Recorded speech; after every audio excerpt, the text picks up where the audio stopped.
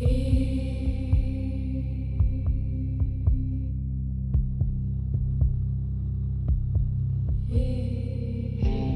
clock strikes 12, I step into the haze. Whispers call me from 1,000 graves. Shadows dance in corners out of sight. I chase the unknown deep into the night. I hunt the fear you dare not face. In the darkness I embrace the trace. The dead, they speak their secrets shown. Welcome to the bizarre and the unknown.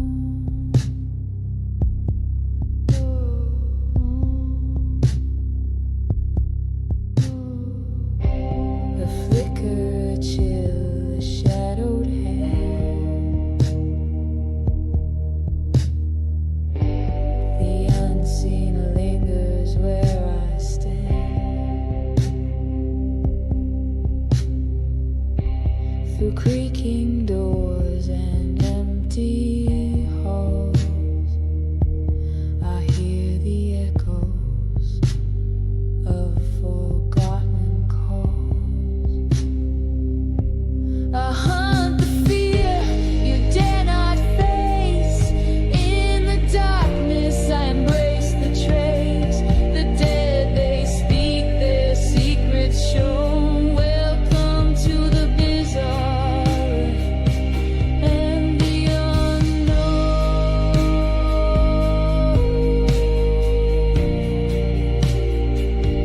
And the unknown.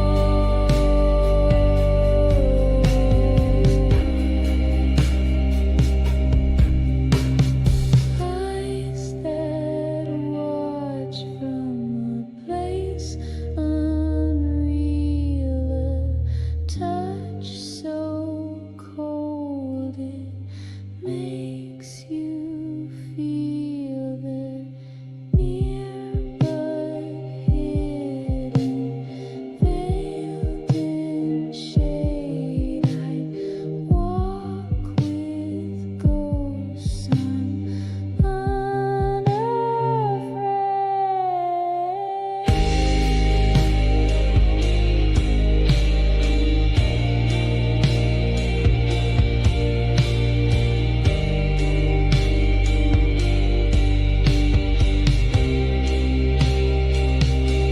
I hunt the fear you dare not face. In the darkness I embrace the trace. The dead, they speak their secrets shown. Welcome to the bizarre and the unknown. Meow. Well, honey, I can't. Oh, sorry, guys. I didn't realize it was over. I was sitting there talking to a kitten that's meowing out the window. Uh, oh, it's been a lazy day. Oh, that sucks. Everybody, welcome to another episode of The Bizarre and the Unknown. I'm your host, Edie Testerman, and I just realized we're fast approaching our 100th episode. This is episode 91. So I got to figure out if I'm going to do something for our 100th episode or not. I'm going to have to do some kind of special show. We've had a dark, rainy days here, and they get me down. You have seasonal affective disorder, so does my. Oh, damn, that sucks, Marcy. I get it. Yeah. Today, we're going to look at one creature from each state and their folklore behind this creature. I don't know how many states we're going to get through today. I've got currently 7 pulled up. Once we get through those, I'm going to have to pull some more up. But we're going to start in order. Hey, Amy. So we're going to start with Alabama, Alaska, Arizona, Arkansas, California, Colorado, and Connecticut. Connecticut's the last one I've got so far. Once we get through those, then I'll start going on the next one. So I just didn't want a whole bunch of stuff up on my computer. So let's take a look at it. In Alabama, we're gonna look into what's called the white thing, and it's it's an interesting deal. The name's kind of funny. I think the name is more modern, but and we'll look into that. It rained here. Oh yeah, yeah. It was cold and kind of warmed up and got cold again here. Um, the white thing is a cryptid from Alabama, often described as a large bipedal creature covered in white or pale fur. It is part of the local folklore and has been reported in various regions, particularly in northern Alabama. Hey, Michelle. Common features: height, typically reported to stand between 7 and 10 foot tall when upright. Fur, thick, shaggy white fur, leading to comparisons with Bigfoot. Um, Eyes. Some sightings mention glowing red eyes, although these details vary. William and I have talked about this many a times. About the glowing eyes. Is it actual glowing eyes, or is it the reflectivity from the lights, being it's a night creature? Um, that'd be interesting here, but the fact that they vary, could some of the sightings be an actual white thing, or could it be something else that's taken that shape? That would be interesting to try to get to understand. Some variants are very. This is another name, probably the first name it was known as, and it's like the sloth thing. In some areas, particularly around Cortland, it was referred to as the sloth thing, which is described as smaller, about 5 foot tall. And that could be the ones they cited could be like juveniles compared to these others. That could be, oh, hey, Marcy, that is cool. Thank you so much. You are awesome, Marcy. I appreciate you. Marcy just became a member. I need to get some stuff posted on my members only. I really got to get some stuff posted on there. Um, Let me see here. I just missed. Oh, here we go. Hey, I PayPal'd you and went through. You fixed. Okay, cool. Thank you. Yeah, I'll have to check that out. I've been busy today, so I haven't had a chance to look at it. Eric, my son, did call from Germany to tell me happy birthday. Oh, that is awesome. Roxanne, I am thrilled, man. I am tickled pink for you. That's awesome. That is, oh, I'm so happy for you, sweetie. I know how that feels getting that phone call. Could it be a crackhead dropped in liquid latex tweaking? I wonder, so I really do. Hey, Jonas Side. No, hey, I do appreciate that, sweetie. I really do. Thank you so much for that.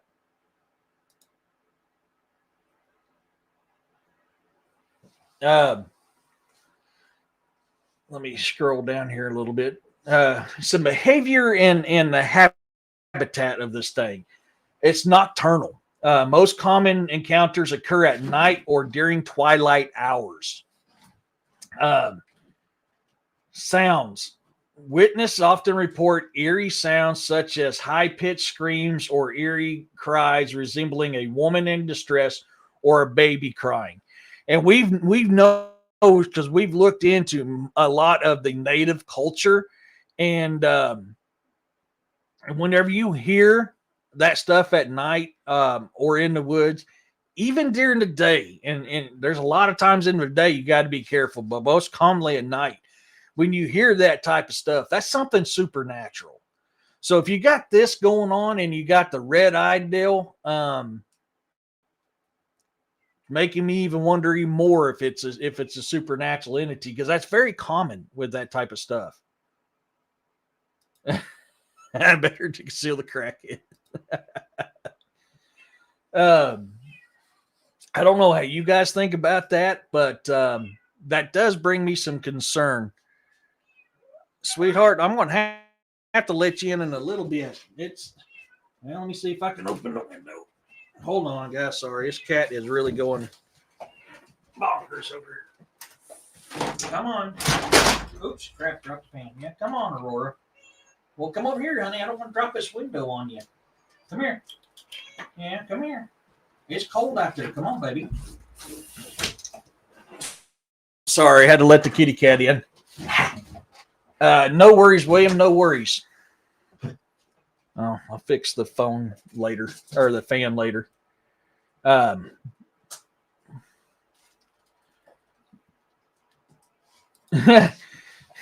I got a little Red Riding Hood thing going on here. Little Red Riding Hood, man, you sure be looking good. Um, it's Catwoman, no dog man tonight. Yeah, yeah. I don't know if you guys can hear her in the mic, man, but that's why I was like, I better just let her in because she's going to sit here and do this until I do. So I just opened up the window and let her in. You know, are you feeling now, honey? You feel better now? Yeah. Well, yeah, you can come over here, but well, you just dropped my fan, sweetheart. Careful. Now you clawed the crap out of me because you scared yourself of dropping my fan off of my desk. You okay? Aurora, baby, you okay? I love that cat. Um, but so if you got that type of stuff going on, this very well could be something evil, something supernatural. Is it demonic? I don't know. Is it something else? I don't know. Um, you want to see something weird? All neighbors saw a crown man or a grown man crying, or a grown man wearing a tattoo. Neighbor across the street said the man lost a bet with his. Oh my gosh! Lost a bet with his wife. Yeah, she's getting up there in age. You know, Aurora's getting up there in age, man. She's not the same. Um, the habitat frequently spotted near water sources, particularly in dense forest and marshy areas like the Black Warrior National Forest and Big Nance Creek. Tut tut. Yeah, I bet it was funny. Hey, Bounty. So, I mean, there again, I mean, this is something that sticks close to water. It sticks close to water. Has most reports of red glowing eyes. Um, does like a woman screaming for help, or a distressed baby, yeah, or a little baby out in the woods. Most of your native cultures is going to tell you you. Most of these native cultures will tell you when you hear that stuff in woods, don't go towards it. So, I mean, this very well could be something that's supernatural. I don't know. I've actually never heard of this one before, but it sounds like a Bigfoot. It could be a Bigfoot, and it could be something taking the shape of a Bigfoot. It's hard to say. Is there any people in Alabama in the chat tonight that know about this white thing?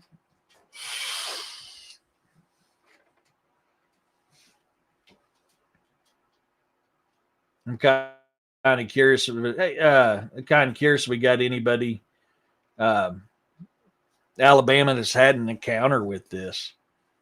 This is right up your guys' doorstep right there.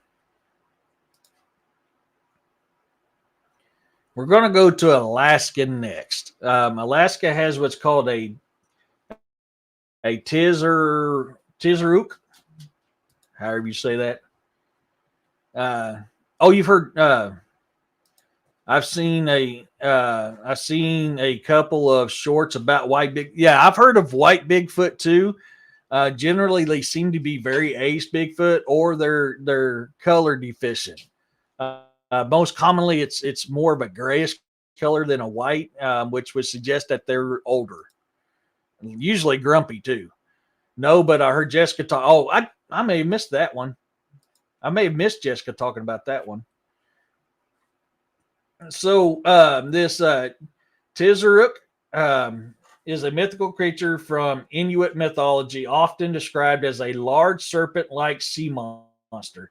It is said to inhabit the cold waters of the Bering Sea, particularly near Key Island, Alaska. The name Tizaruk translates to long-tailed one in the Inuit language. I bet you're 21 and never been kissed, Roxanne. Here's some of the key features of this thing. The head length is roughly 6.5 feet. The tail length, the total length of it is around 15 foot long. The tail is flipper-like, aiding in its swimming. Hey, traveling fools, how's it going? Oh, I've seen a white grandmother Bigfoot before with salt and pepper. Yeah, hair, or J hooked hair. But she was from Texas, not Alabama. Yeah, there's been reports of white or grayish. You're fine, Amy. For a white or grayish type Bigfoots, and most commonly they're a little grumpy, and they they're usually considered to be older. They really are. Um, Total length to reach up to 15 foot. Okay. Descriptions vary. Some say it resembles a crocodile or a wolf, while others depict it as an eel-like or covered in fur.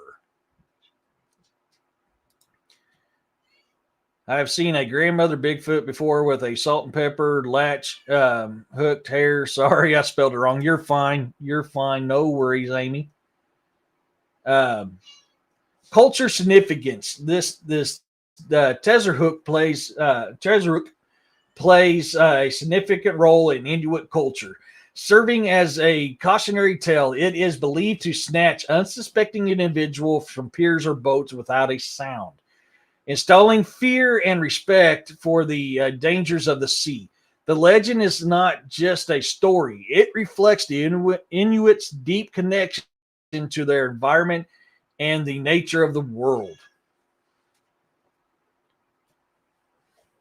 So, we got anybody from Alaska up in here tonight?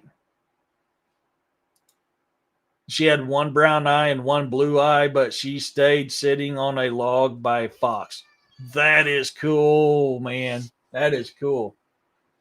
The Tezeruks, also known by other names such as the Pau Rayuk or the Tisapuk. Some theories suggest it may be based on sightings of real animals such as seals or even prehistoric creatures like the zoo. This I'm going to butcher the crap of it because I don't speak Italian. I speak hillbilly. Zeugluduns, or you know what? I got a better idea. Yeah, because I mean I'm going to redneck the crap out of this thing, and it's not going to be right.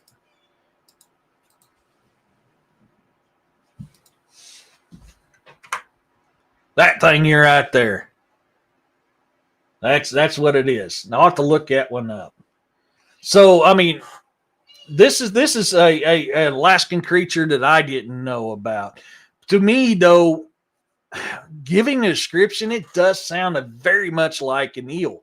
You know, one of the leading theories about Nessie is it's a giant eel, a type of eel we don't know about, because most of the DNA found in Loch Ness has eel DNA in it, and there's large eels, 15 foot long. I don't think. Well, there might be some 15 foot long, but a 6.5 foot head, I don't know. So is that what we're looking at? I mean, is this what this is, or is this something prehistoric? Z Uglu done. Thank you. What the heck? A word right there. Yeah, Amy, it is. It absolutely is. Ziug Ludan. I think I did it right. Yeah, I speak red. I speak hillbilly, man. It's hard. But, it's not out of the realm of possibility of this, even if it is an ill creature. It is not out of the realm of possibility of it still being something prehistoric. We know that things in our past have been were much much larger than what they are now. Is a lot of that kept from our history books nowadays? Yes, it is. But it is something we know, and a lot of stuff coming out today is even talking about these how the large these creatures were. Marcy says, "I've never heard of it." Oh, that's right. You're up in that area, ain't you, Marcy? Yeah, it's man. If you can find some more information on that, Marcy, if you wouldn't mind, would you please email that to me? This is an interesting critter. I've not heard of it either. So that's why I'm kind of interested in it because it fits with a lot of other stuff, even though if it's ill-like. I'd say it's judging by the description, I'm going to say it's more ill-like than the other stuff they were talking about. The word is 8-9. Stopa. Here's the dog man battle royale going on again. The word is just a foreign hillbilly language. That's all. uh, Forrest Gilliant has a channel, and he has found videos of animals that were supposed to be extinct but are not. Yes, I mean, and a lot of that stuff is popping up nowadays. Thank you, Marcy. Yeah, a lot of that stuff is popping up nowadays. So, daggone you. Yeah, they are, Amy. They are. It stopped for a few seconds, and now they're back at it again. So, I mean, this is curious. I need to look more into this critter. I really do, because if this is something that is legitimate as far as the folklore goes, and it's something that I've overlooked, I want to know more about it. I, like many of you, one of my first cryptid loves was Nessie. So this type of creature really goes up my wheelhouse because I like that stuff because of my first love with Nessie. We're going to go to Arizona next, and it's called the Mogollon monster. Hey, Bolt Gun, how's it going? The Mogollon monster, also known as the Arizona Bigfoot, is a legendary creature from Arizona folklore. It is said to inhabit the Mogollon Rim and mountainous areas in north central Arizona. Height over 7 foot tall, appearance covered in long black or reddish brown hair, with a hairless face, chest, hands, and feet. Hey, Justin, how's it going? Eyes large, often described as red or green. And that red, once again, like I was saying earlier, red could be that reflectivity that they have been since a nocturnal animal. Or a nocturnal being, sorry. Odor emits a strong pungent smell like dead fish or skunk, which is something we hear quite often. Not as much as people think, but it does get reported often, associated with Bigfoot. What's up, baby? When you get a chance, can you try to find a charger if it's at mine burnt out? It's my alarm clock. Yeah, give me looking. I may have moved it. Hold on a second. You can do it later. Okay. Just remind me here in a couple hours. I'm going to bed. Okay. I'll send you a text message. Yeah, thank you, baby. Sorry, guys, my daughter came in.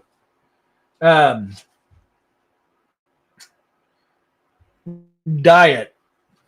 It's a meat eater. It's omnivorous. Reported preying on deer or other wildlife. Activities nocturnal and territorial.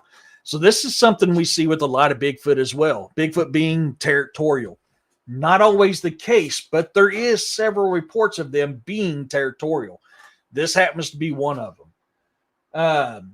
Known to explore campsites and make loud, distressing sounds. Here's that distressing sound again. Just like the white thing that we heard from Alabama, Yeah, and I'm waiting for Jesse to come in here and give me crap on that. White thing. Um, this one here is also giving off a distressing sound as well. Once again, that's stated back to native culture, native folklore as well. Um, Footprints leaves behind large footprints measuring up to 22 inches. 22 inches is big. 22 inches is a big one. I've gotten a couple 22 inches out here. Hey, Jessica. Oh, my God. I said her name too many times. She appeared like Beetlejuice. How you doing, Jessica?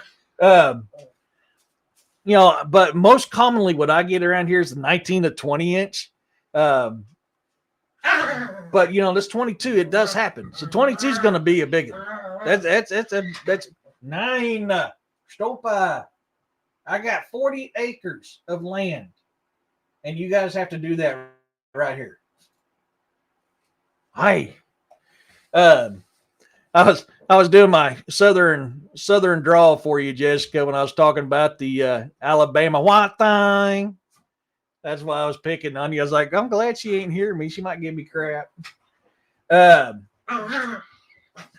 Literally, I just said the name. Come on, guys. You're being ornery.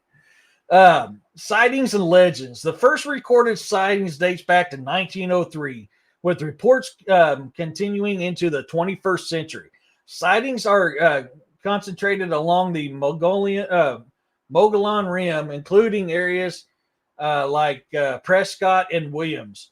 Local legends often depict the creature as a tormented spirit or a transformed Native American chief seeking revenge.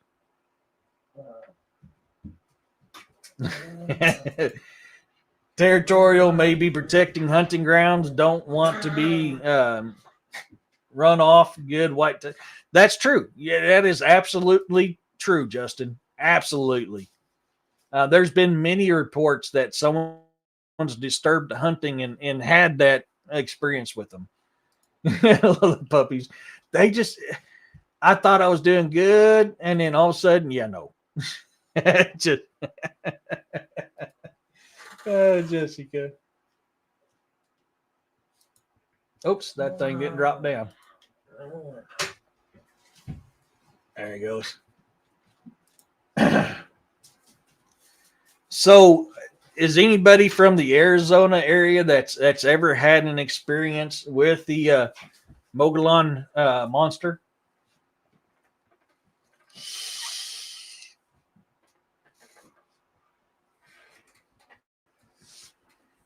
I'm kind of curious about that. Next, we got we're going to go to one that most everybody knows. If you don't know it, you're getting ready to know it, and that is the Fouke monster in Arkansas. This is again. This is another one of my first. White thing was a movie. It wasn't it called White Chicks or something like that, or I can't remember. Where'd you get out of that white thing? The Fouke monster is one of my earliest cryptids learning about as well. It's close to home. This one here, I'm pretty convinced is a gugwe myself. I could be wrong. Giving the stuff I've heard, I'm pretty convinced it's a gugwe. The Fouke monster, also known as the Boggy Creek monster or swamp stalker, is a legendary creature from Arkansas folklore. It is often described as large humanoid figure resembling a Bigfoot. Physical descriptions: height typically reported around 7 foot tall, with some accounts suggesting it to be as tall as 10 foot. Weights is estimated range from 250 to 800 pounds. Appearance: covered in long dark hair with bright red eyes and a broad chest. Behavior: this creature is said to move quickly, often described as having a galloping gait. Reports indicate it may have 3-toed foot structures, which is usual for primates. I don't like the primate deal. I'm not a fan of the primate deal. I am not one of those that thinks that Bigfoot is a primate. But a lot of people do. Sightings. The first notable sighting occurred in 1946, but the creature gained significant attention in the early 1970s. A famous incident in May of 1971 involved an alleged attack on a family in Fouke, Arkansas, which led to widespread media coverage. Yeah, I'm pretty convinced of that myself, Roxanne. I really am. Yeah. Um, Culture impact. The Fouke monster inspired the 1972 documentary The Legend of Boggy Creek, which helped cement its place in popular culture. The creature has been the subject of various films and documentaries, including the 2016 documentary titled Boggy Creek Monster. Um, and this is a thing, I give DA crap for this a lot. Because if I remember right, this is where the idea came from. Our dude was sitting on the porcelain throne. You know how we always used to have them small windows behind the porcelain throne? Mine still does. A hand reached through, grabbed him, and ripped him off the toilet. Yeah, I'll be sitting there taking the Browns to the Super Bowl, and all of a sudden I'll hear something from outside and go, ah, crap, is this the day that it takes me from the porcelain throne? Yeah, The Legend of Boggy Creek. That was a good movie, Amy. They actually did really good at that movie. For being a B movie, they did really good at that movie.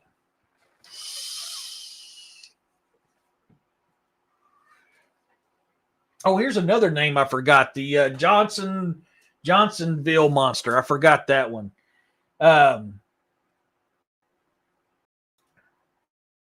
But the Fouke monster, man, it's steeped in legend, and this is the Fouke monster. This is something that's brought a lot of people's attention to the Bigfoot community. Like I said, though, according to the reports, according to the legend, because of the aggressiveness of that creature, I am very convinced it's a gugwe. Now, with the three toes, could that be its missing toes? Could that be a birth defect? I don't know. I don't know what's up behind the three toe thing. You got to think this thing's humping around the swamps. You got gators, you got snappers, you got all kinds of things that, hey, Allie, that can chop off a toe.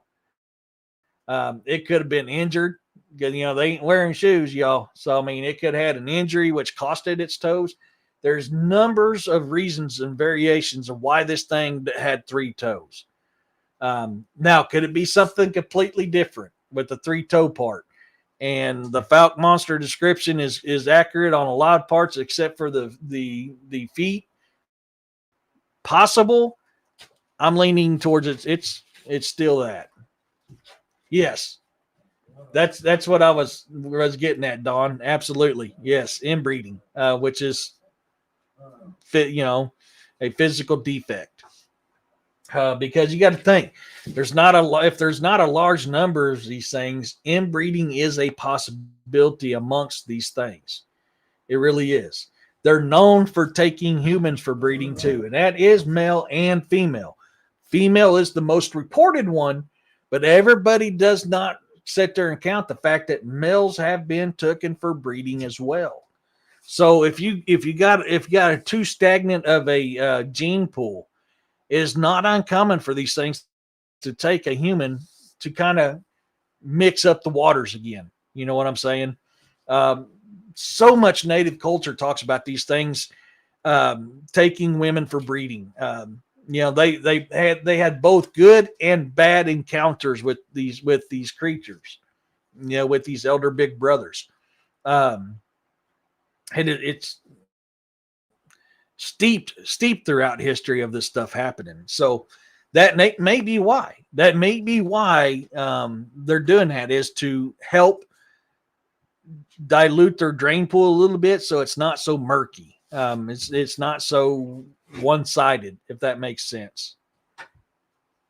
That's just my theory on it. I could be wrong.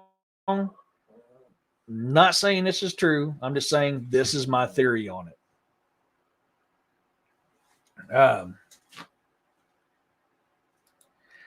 I've heard both. I've heard 3. I've heard 4. I've heard different things on that. I'm not 100% on that, Don. But with Gugwe, I've heard 3 to 4. I've even heard some reports of 5. Most commonly, it's 3 to 4.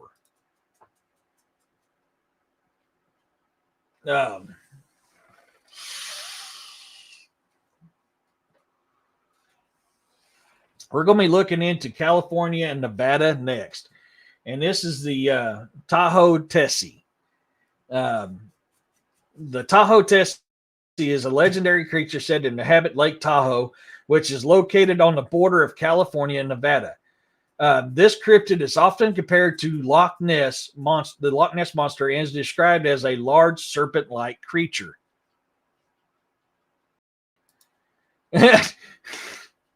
Oops, man, daggone, I missed it. Yeah, how desperate would a guy have to be to want a 9-foot hairy hippopotamus? Yeah, buddy. Yeah, buddy. Although I'll guarantee you there's a bunch of guys that, hey, Dario, there's a bunch of guys out there go, you know what? I'd hit that just to say I've hit that. Ever hear of a Squatch smoking cigarettes? No, but I've heard reports of them smoking broccoli. Or not smoking it, but partaking of broccoli.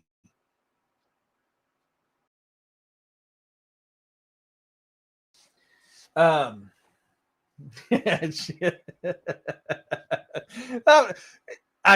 I wrong? I mean, if I'm wrong, Justin, let me know I'm wrong. But you're telling me there's not somebody out there who's go, you know what? I can sit there and say I'd hit that. So yeah, I'd hit that. Or that I've hit that. So yeah, I would say I'd hit that. I'd hit that. Yeah, Amy. Yeah. Oh my gosh. Yeah. Oh, come on, pop up. Yeah, I get the beard trimmer and the raspberry preserves. The physical characteristics, size reports vary with descriptions ranging from 30 to 600 feet long. 600 feet is a big one. I mean, if that thing's 600 feet, that's a big one. I think that's going to be a little bit out of the range, but it's in there. Appearance. Tessie is often depicted as having smooth skin, typically gray or turquoise in color. Some accounts describe it as having a head as wide as 14 foot. Historical sightings. Early accounts. The first known sighting dates back to 1865 when I.C. Cogan reported seeing a massive creature in the lake. In the 1980s, multiple sightings were reported by hikers and local residents describing large, dark figures moving beneath the water. Cultural significance. Tessie is reported in the folklore of the Washoe people, who spoke of the water spirits. The modern legend has evolved. These are with Tessie becoming a symbol of local culture, appearing in art, merchandise, even mascots for local sports teams. Is this another Nessie? Is this another? I forgot that dinosaur.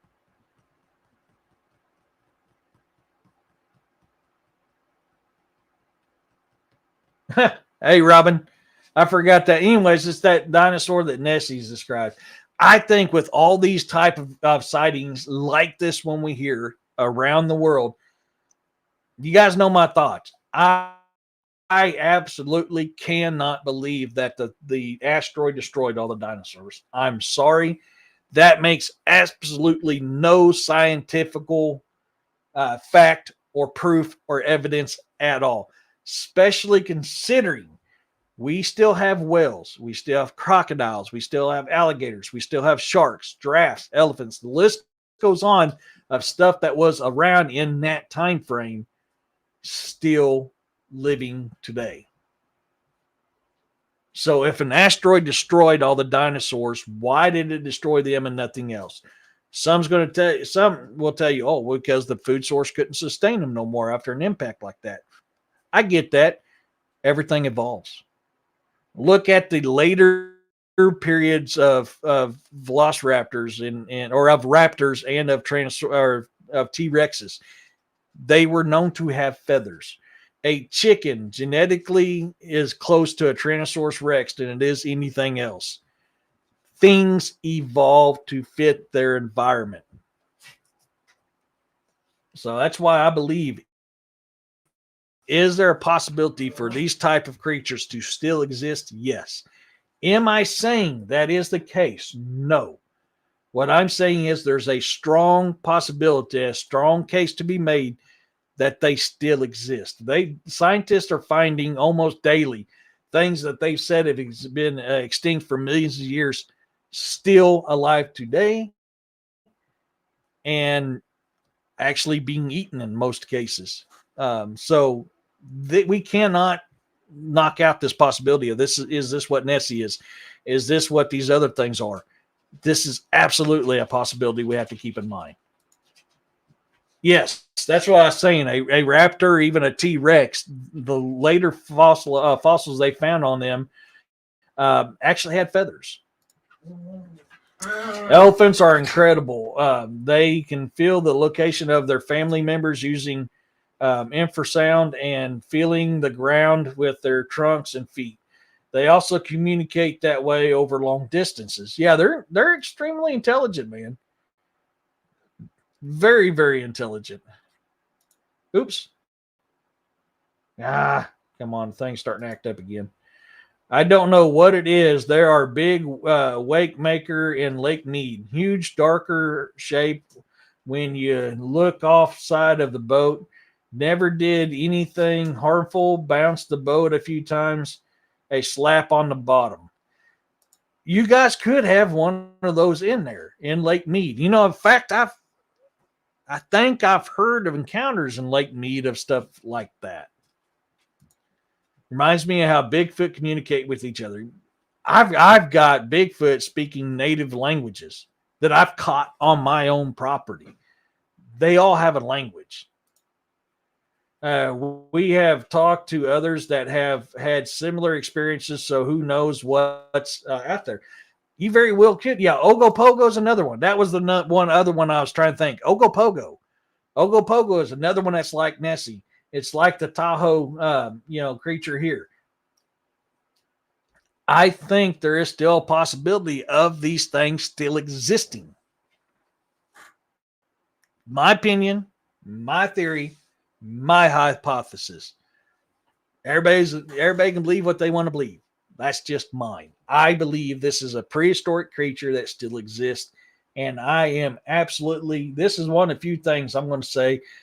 I am definitely, if I'm not 100%er, it is at that 99% range that an asteroid did not kill all these things off. I'm sorry, there's too many things still alive that was alive then.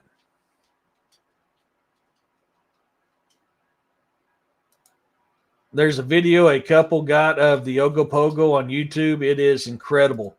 No kidding. I've seen a lot of Ogopogo stuff, Amy, but I wonder if it's one I've seen. Yeah, I mean, there's some really incredible stuff with Ogopogo. Next, we're going to go to Colorado, called the Slide Rock Bolter. You're going to see a very common occurrence with these folklorist creatures in all these other states. The Slide Rock Bolter, scientifically named, and I'm going to butcher the crap out of this. So let me put this in the deal, because I just speak hillbilly, and this is all foreign to me.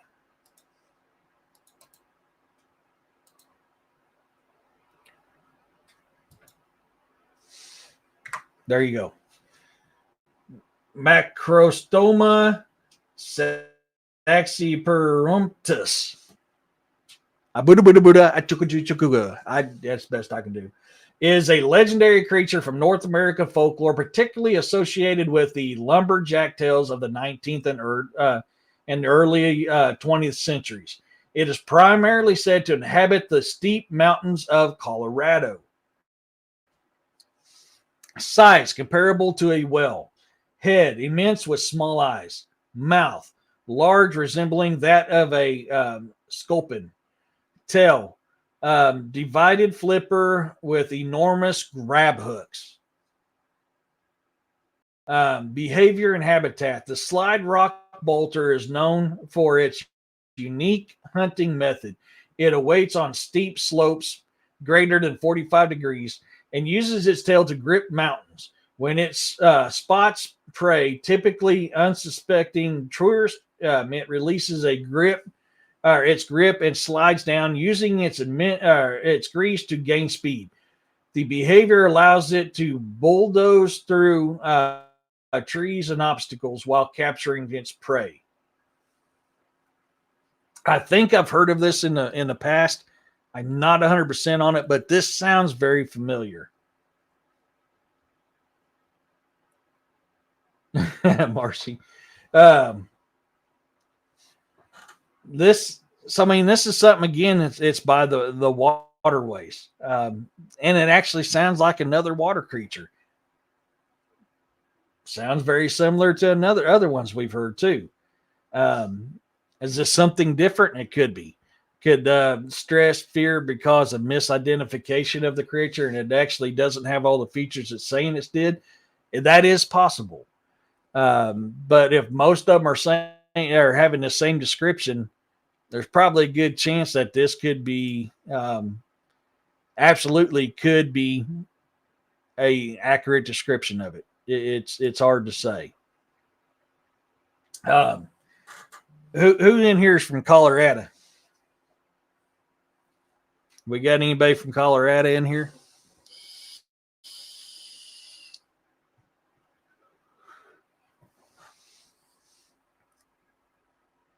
Okay.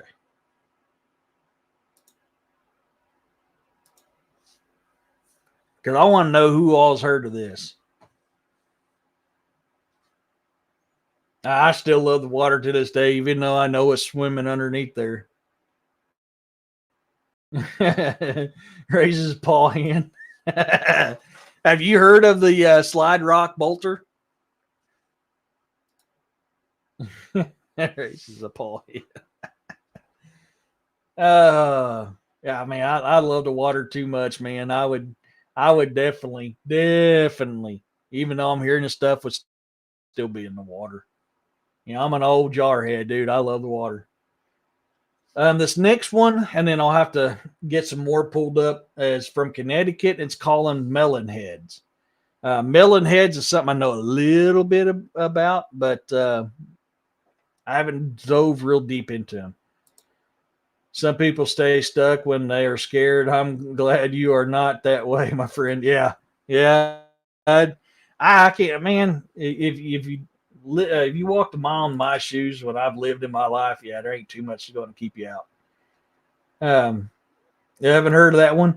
I think it was a long time ago. I remember something of it, but I don't know if it was 80s, early 90s when I heard it. I don't know.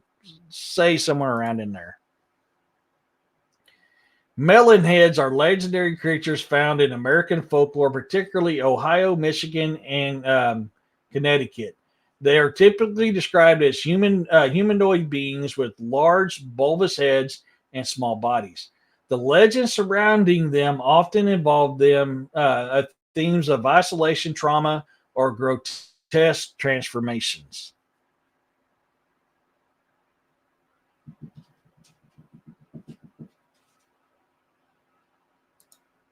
I used to swim like a fish. Now I'm old and swim like a rock. I can still swim. Same as Bubblehead from the Bubblehead Road in Missouri. Yeah, there you go. Yeah. Hey, you talking about me? Ohio, Dr. Crow's legend Melon heads are said to be orphans who were subjected to cruel experiments by a figure known as Dr. Crow. These experiments allegedly caused their heads to swell due to hydrocephalus, leading to their monstrous appearance. After unaliving Crow, they retreated into the woods where they are said to prey on unsuspecting travelers. In Michigan, Felt Mansion.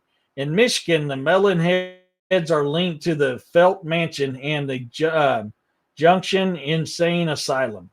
The story suggests that children with hydrocephalus were abused and eventually became feral, living in the surrounding forest. Yes, yeah, there's still reports of melon heads even to this day. Absolutely.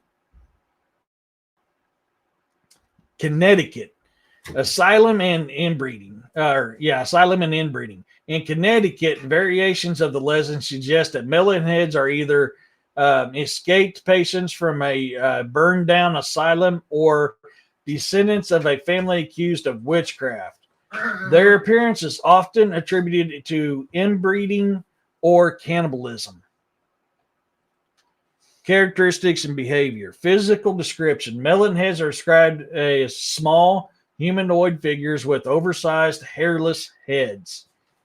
Behavior. They are said to be reclusive and aggressive, emerging at night to attack or scare those who wander into their territory.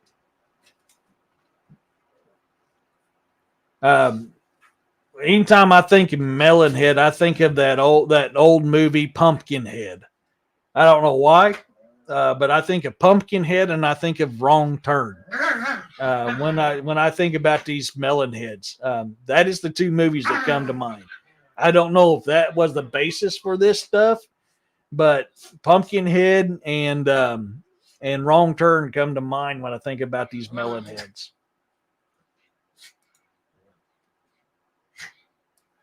And get some more pulled up here.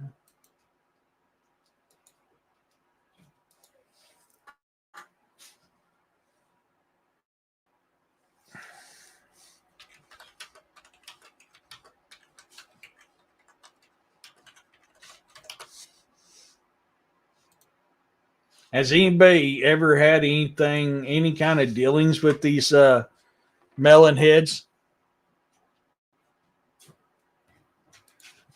Wrong Turn was a serious movie. It was so freaking frightening. The first Wrong Turn, yeah, and there actually is some truth behind that movie. There is a lot of truth behind that movie. Pumpkin and melon head are fruit. Pumpkin and melon are fruit. Are you trying to call them a fruit cake there or so? Wrong Turn. My daughter loved those movies. Yeah, I've seen a couple of them. Have you ever heard? Dario says, Eric, have you ever heard of Zach La Chuza? La Chuza sound, yeah, the owl woman. Oh, in South America, yeah. La Chuza, a witch. She's a witch. Yeah.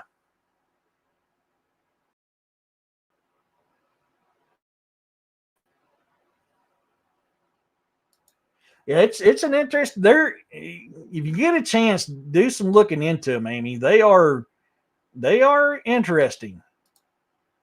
There was a horror movie close to them. I forgot the name. Prophecy, I think. That does sound familiar. Jonocide. That really does sound familiar. Huh? Yeah. I mean, you got to think feral people ain't something to jack with. And I'm not talking about what some people call Bigfoot. No, I'm talking about true feral people. Um, Not off gridders. I'm talking about true feral people.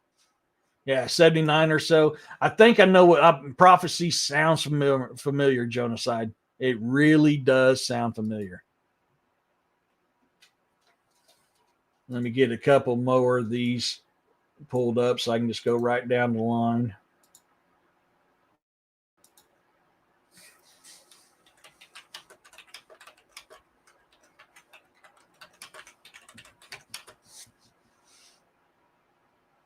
I didn't want a bunch of little tabs up here jacking with my computer. Oh.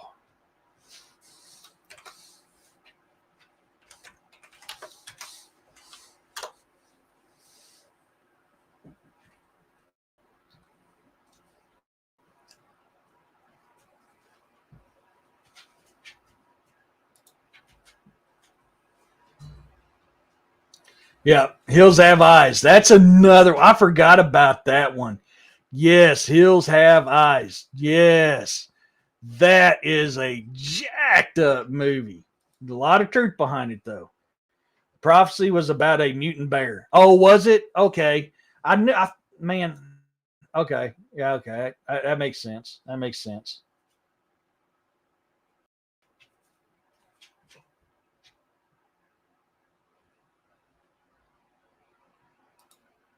Brain from Black Mass Paranormal has a current video on feral people, and it is terrifying what he got on camera. No kidding. I've got to try to remember to look that up. I have definitely got to try to look that up. Prophecy is a wild movie. Scared me when I was a kid. Yeah. I'll tell you another one that I liked was it didn't really scare me, but I really liked it, and it was called Critters.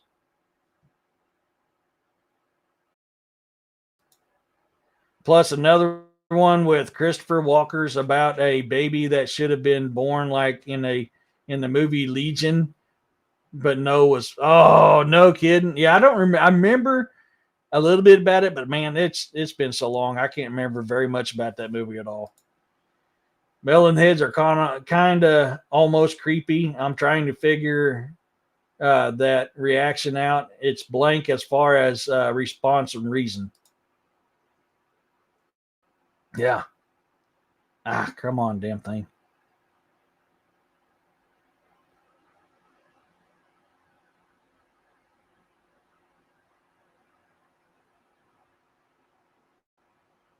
Instead of lip time.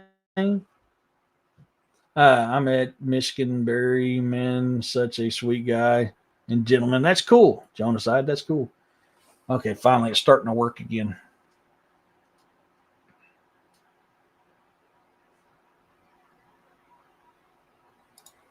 Wells, Nevada is a small town like Hills Have Eyes. No kidding. Oh, that'd be interesting. Yeah, Critters was a good one. I miss Critters. God, I haven't seen Critters in so long. I want to see Critters again. From the 70s. Yep. Uh, yeah, it was so good though. It was so good though, Roxanne. I mean, for when it came out, it was really good. I liked Critters.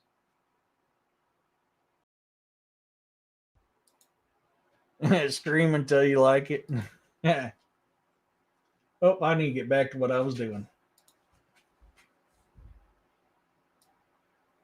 I'm trying to get a bunch of these pulled up, and that way I can just go through them without waiting too awful long.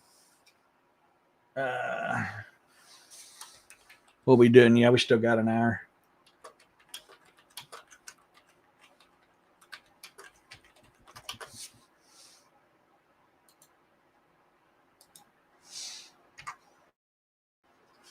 Hills Have Eyes, based on a true Scottish clan that robbed and ate their victims.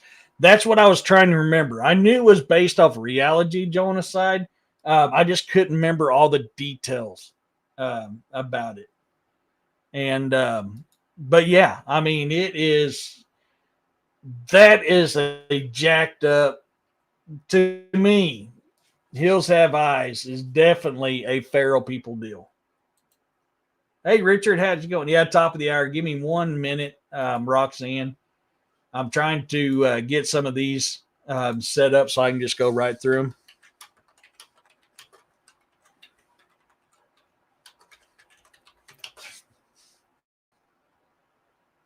I'm trying to go through these fast because I just didn't want to have a bunch of, because there's 50 states. So I didn't want to have a bunch of tabs pulled up, slowing my stuff like really down. Getting into Idaho. Y'all, Idaho.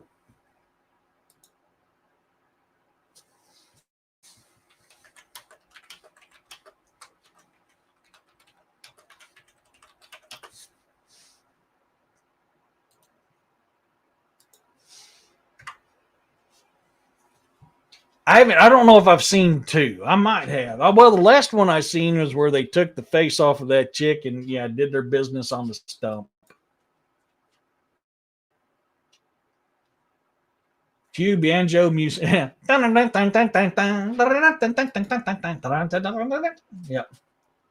Indiana is going to be my last one, and then we'll do the commercial.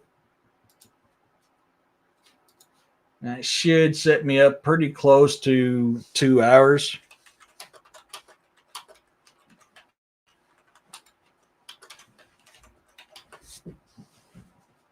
Man, I may have to do another show of this if people are liking this. Was never into scary movies as kids. I'll tell you, the only movie that scared me as a kid. I mean, I grew up watching Freddy. I grew up watching Jason. The only movie that scared me as a kid was It.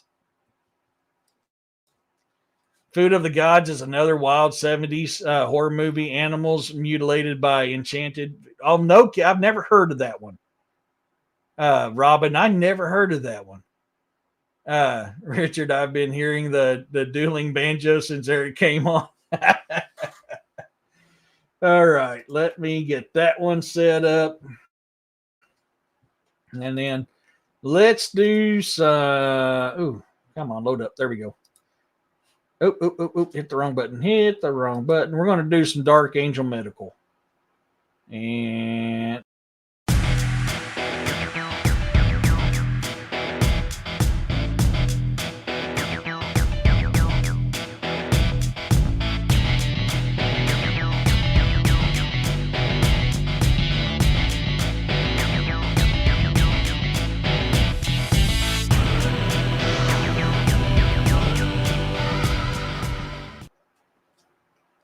if you're looking for the best first aid kits and trauma kits on the market, look no further than Dark Angel Medical. They are the absolute best. I don't get a dime for advertising. I like their product so much. I asked Kerry Pocket Doc Davis if I was able to promote his product on my show. That's how much I love Dark Angel Medical products. I have two of them. I've got one in my vehicle, which is called a headrest kit. I got the other one, which is the picture seen in that commercial there. All the rest was artwork I created and animated. That one picture of that kit, that is the one that sits on my field pack that I take with me out in the field. You can use Crypto 20 for 20% off. If you have FSA and HSA, you can use that to buy your kits. They're pricey. You're going to pay for what you get. I can't afford to pay for them outright. I use Sezzle. 4 payments, the thing's paid off. You can use Sezzle to buy these kits. If you're looking for some good training, Kerry Pocket Doc Davis does travel giving classes on trauma and first aid. You can also go to YouTube to Dark Angel Medical 5115, and you can go to Instagram to Dark Angel Medical. Kerry Pocket Doc Davis has videos on those websites showing you proper ways to conduct trauma and first aid. Kerry Pocket Doc Davis is the godfather of Kit for Life. He was the very first one to put it out there. If you use his kit to save a life, he will replace what you use that kit for free, as long as you show him what you did. It is, I'm telling you all, you will not, absolutely not be disappointed with Dark Angel Medical. He has different style kits. Mine set up for military. I know military combat first aid. That's what I set mine. I set mine up with the military style. So, please go over to darkangelmedical.com and take a look. Richard said zombie response kit. Yeah. Oh, yeah. Yeah. Kerry Pocket Doc Davis, man. I love the hell out of Kerry Pocket Doc Davis. He's a solid dude. Gremlins is great. I love Gremlins. Funny. I mean, that is a great horror / comedy. I love Gremlins. All right, we're going to go to Delaware to a Zwandale merman. Once again, a water creature. The Zwandale merman is a unique and intriguing exhibit located at the Zwandale Museum in Lewis, Delaware. It is the mummified creature that combines the head of a. Why didn't I look into that one more earlier? Anyways, the head of monkey, the body of a fish, created in the 19th century China. The peculiar artifact is often referred to as the Fuji merman or the devil fish. I forgot all about that one. I meant to leave that one out. Oh, well, I'm already talking about it. Only movies scared me. I was young. I was with little kids and pointed hat, rainbow colored snowsuits. Maybe it was the Force Court kids shrink visit. The Force Court. Oh my God, I ain't heard that in forever. Plus, he's not bad looking. Roxanne. Gremlins, yep. I forgot. I mean, I meant to pass this one up. Now I'll go ahead and finish. I'm not a fan of this one, but it is what it is. Historical origins. The merman was presented to a local family by a sea captain and was later loaned to the museum in 1941. After the last family member passed away, the citizens of Lewis raised funds to purchase it for $250. Roxanne. The merman is displayed as a blue velvet cushion within a glass case, attracting visitors with its grotesque appearance. Culture significance: the Zwandale merman is not just a curiosity. It reflects the fascination of the 19th century with exotic creatures and folklore surrounding mermaids. It has become a symbol of local history and a popular attraction for those interested in maritime lore and cryptids. Sightings and legends. The legends of the Zwandale merman dates back to 1632, when Dutch settlers claimed to have seen a mermaid-like creature in the waters near Lewis. Over the years, there have been various reported sightings, but no concrete evidence has confirmed its existence. The merman continues to be a topic of interest and speculation among locals and visitors. The reason why I wanted to pass this one up and was because it reminds me too much of that. You remember the old freak shows on the roadside carnivals? Because that was what one of those was. Pretty much or so. But I went ahead and rode with it. You know, there you guys go. You got. As soon as I heard that, I went, "Oh God, I remember this one now." And I was going to pass it up, but I didn't. Skunk ape, Florida skunk ape is the next one we're going to do. I've been talking a lot lately. I'm just going to listen to all you guys for a while. I'm all talked out, but I love y'all. And Amy, you can't be all talked out. Come on, girl. What am I going to do with you? The skunk ape is a cryptid, a mythological creature said to inhabit the swamps and forests of southeastern United States, particularly in Florida. It is often compared to Bigfoot, being described as a large, hairy, human-like being. Height approximately 5 to 7 foot tall. Appearance is covered in shaggy reddish brown to black hair. Odor, notable to its foul smell, often linked to rotten eggs or sulfur. Habitat. I gotta get a drink.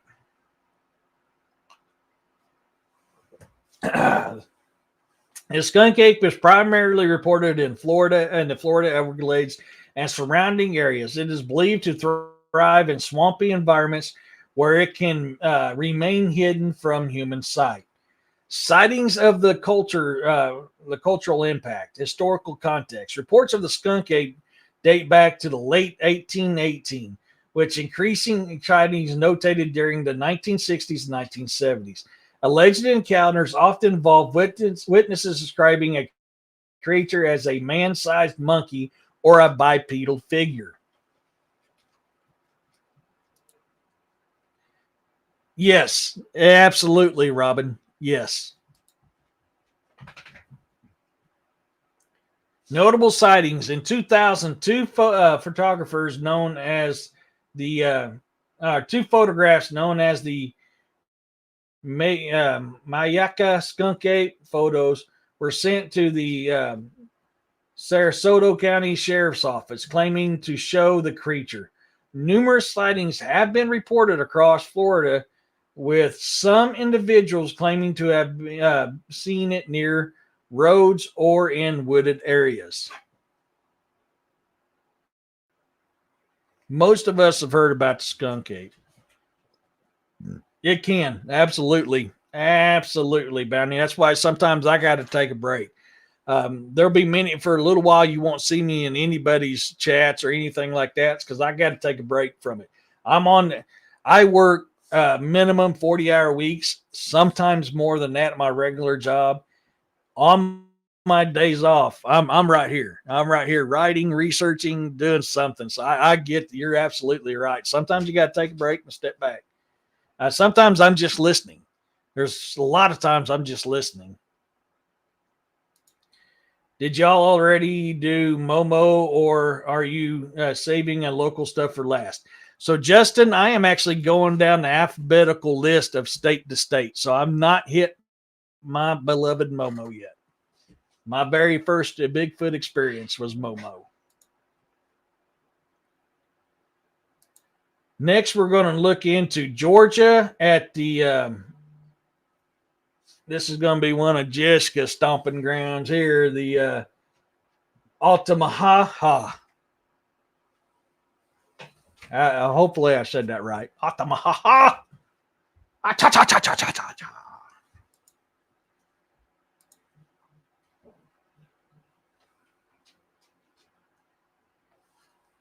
Oh. You're welcome, Amy. You're welcome. I forgot to tell you guys, I got done with the show last night. Made a phone call. I do have permission to go and do a paranormal investigation of the Union Camp Cemetery on the north end of Springfield off of 65 Highway. I've got to get some things done up. I've got to get the history pulled up, but I will be doing a paranormal investigation at the Union Camp Cemetery in Springfield, Missouri. Yeah, Momo, just a little old booger. Yeah, that's pretty much right. You're pretty right on that.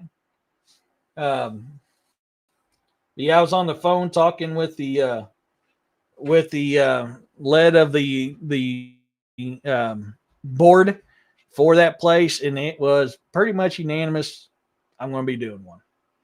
If I understood him correctly, I could be wrong on that. The Altamaha cha-cha-cha-cha, often referred to as Alti, is a legendary creature from Georgia folklore. It is said to inhabit the Altamaha River and its surrounding areas, particularly near Darren or McClintock County. I'm going to butcher that, y'all. Up. I'm butchering that up. Physical characteristics: body is a sturgeon-like with a bony ridge on top. Limbs: front flippers, no back limbs. Head resembles that of a crocodile. This is starting to sound like an alligator gar, y'all. Sorry, this is sounding like an alligator gar to me. Color typically gray with a whitish yellow underbelly, sometimes described as green or camouflage. Definitely sounding like a alligator gar. Mean as hell, but bony as hell. If you can get rid of the bones, you can get past the teeth. They're not bad eating. The Atamaha is believed to dwell in small streams and abandoned rice fields near the mouth of the Atamaha River, which follows through southeastern Georgia. Culture significance. The legend of the Atamaha has roots in Muskogee Native American tradition and has been part of the local lore since at least the early 1800s. Sightings have been reported over the years, with the first newspaper account dating back to 1830. Um, Recent developments. In 2018, remains resembling the Atamaha were found on the beach. But they were later revealed as a hoax created by an artist. Despite the lack of physical evidence, the creature continues to capture the imagination of the locals. Any of y'all Georgia folks in there know about the Atamaha? I know I'm butchering that name, but I'm actually starting to like saying that Atamaha. I know I'm doing it wrong. To me, it sounds like alligator gar. I'm not going to lie. Is this a misidentification? This is one of those I think it could be because nobody had a word for it. Everything that was described on this fits an alligator gar almost to a T. If y'all don't know what an alligator gar is, let me pull up an image. Hold on real quick.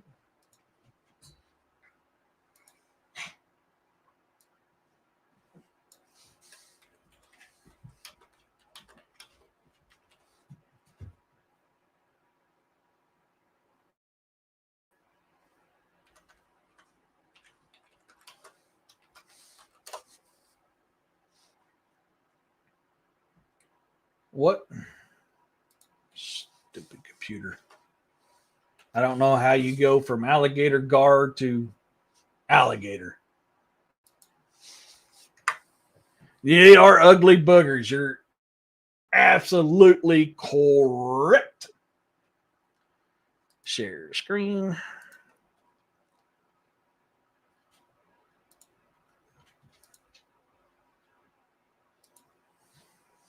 Let that load up. Sharp teeth, very sharp. Absolutely.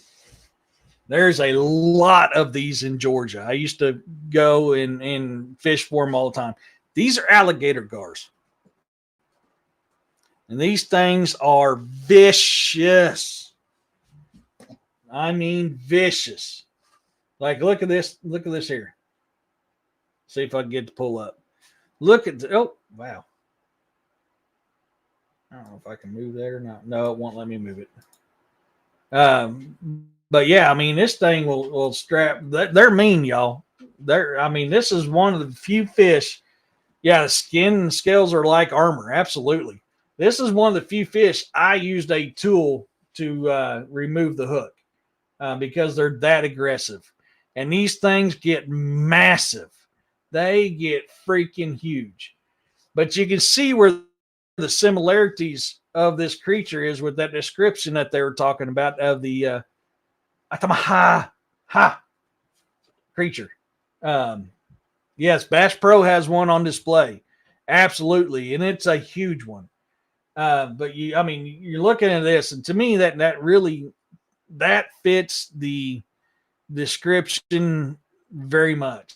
Yeah, it's prehistoric too. These things are prehistoric, just like the sturgeon, just like the spoonbill. Alligator gar are prehistoric.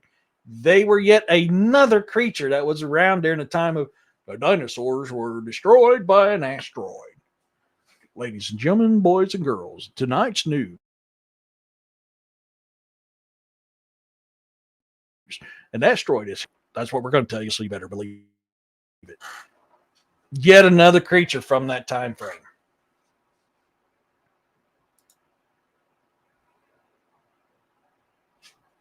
Tons in Texas. Absolutely, Don. Yes. I mean, they're all over here in Missouri.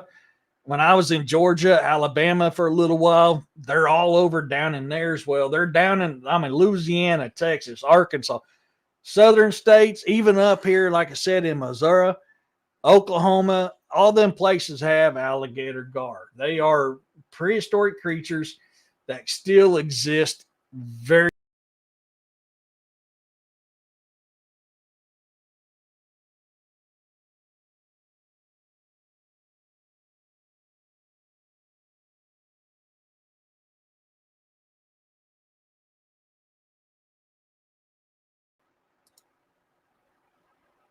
Don't know how that happened, but I got taken off my screen.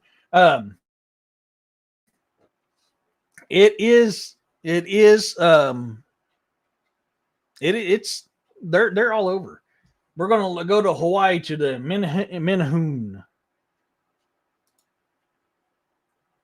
That was weird. It literally kicked me off my screen. The Minahui are mystical beings from Hawaii folklore, often described as a small dwarf-like creature. They are said to inhabit the deep forests and hidden valleys of Hawaiian islands, remaining elusive and secretive.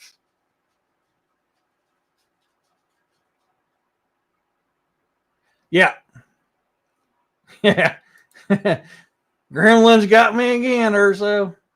Yeah, I mean, alligator gars are found all over the U.S. Absolutely. I mean, all over the U.S. Fisheries folks hope alligator gar will help reduce invasive carp numbers.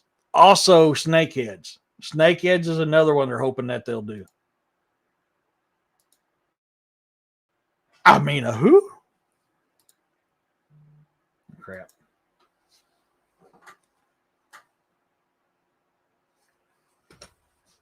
What the hell is going on? I have clicked off of that. Why you keep clicking on, clicking off, clicking on, clicking off?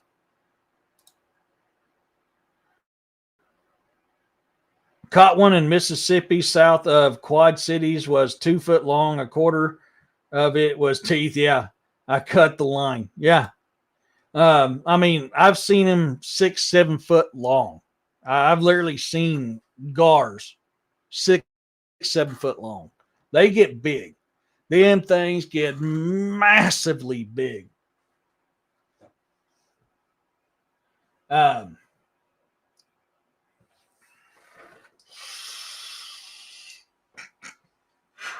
There we go. They are said to inhabit the deep forests and hidden valleys of the Hawaiian Islands, remaining elusive and secretive. Physical characteristics: height typically between 2 to 3 foot tall, with some legends suggesting they can be as small as 6 inches. Appearance: they are often depicted as muscular with thick, dark features, round bodies, and large protruding eyes. What is the name of that long sea fish that looks like it has an antenna on its head? Oh, I forgot. Looks like it from another world. Yeah, I know what you talk about. I forgot the name of it, Roxanne. Culture significance. Minahui are credited with remarkable construction skills. According to legends, they built various structures, including temples, fish ponds, roads, and canoes. Some notable sites attributed to the Manahui are Manahui Fish Pond, the Kailua Ditch, the Nectar Island structures, the Paokoa Manahui breakwater, and the Ulupu Hiu in Kauai. And this is on anglerfish. That's it. That's it. Yep, anglerfish. Yes, yes, yes. Hey, Northwest Tracker, how's it going? So I can tell you now, a lot of legends behind the Menhui when I was in Hawaii. The kings and queens were also known to be gods and goddesses, or descendants of gods and goddesses, were known to hire the Minahui, and only they could do it. The Minahui were known to build the structures for these kings and queens. The origins of the Minahui legend are debated. Some theories suggest that they were the original inhabitants of Hawaii, possibly the first settlers from the Marquess Islands in 1820. Census recorded 65 Minahui living in the Waianae Valley. supporting the idea that they may have been a distinct group. So, I mean, it's on the census today that these things still exist. Menahui stories have evolved over time, blending history and myth, and they continue to hold cultural significance in Hawaii today. And I can tell you now that is absolutely 100% true. And it's I didn't realize that the census record in 1820 census recorded 65 Menahui living in Waianae Valley. And I've been to Waianae. Of course, when I was in Waianae, it wasn't so pleasant. A lot of bad stuff happening in Waianae at that time. Oh, thank you. I appreciate that. I appreciate that, Northwest. I really do. I love these folklores. Yo, yo, dude, you keep shutting that off. You want heat, but you get close to it, shut it off. Don't look at me like that. That was you. That was 100% you. Hey, Aaron. No worries, no worries. But the Menahui, dude, them things are. If you want a good read, a good research read, dive into the Menahui, man. Them things are awesome, and they are steep in the Polynesian culture. Very, very steep in the Polynesian culture.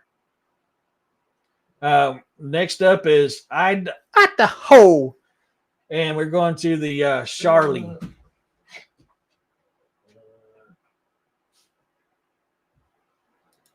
I think I said that name right, Charlie. Seriously, guys.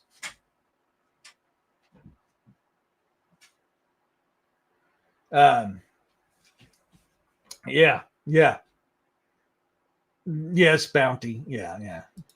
Hey, let's shut off the space heater and then start doing our Dogman Battle Royal. This is what I deal with every day, folks. The Charlie, also known as the Slimy Slim or the Twilight Dragon of Payette. Oh God, I'm not Payette. Payette Lake is a legendary sea serpent believed to inhabit the Payette Lake near McCall, Idaho. This creature is often compared to the Loch Ness Monster due to its mysterious nature and the folklore surrounding it. I mean, here's another one, folks.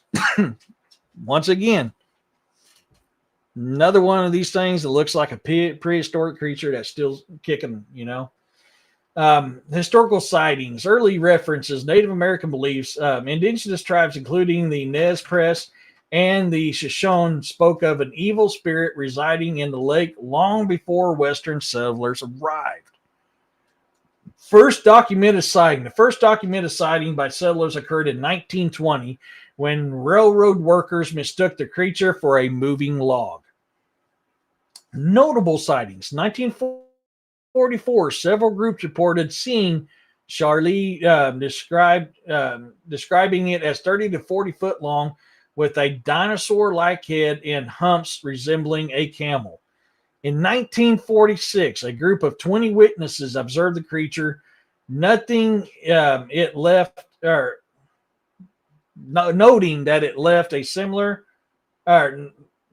a wake similar to that of a small motorboat.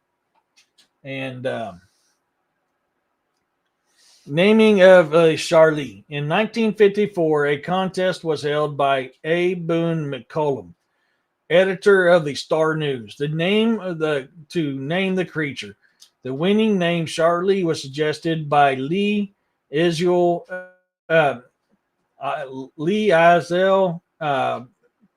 Hennifer Turi. Gosh, that's a long ass name.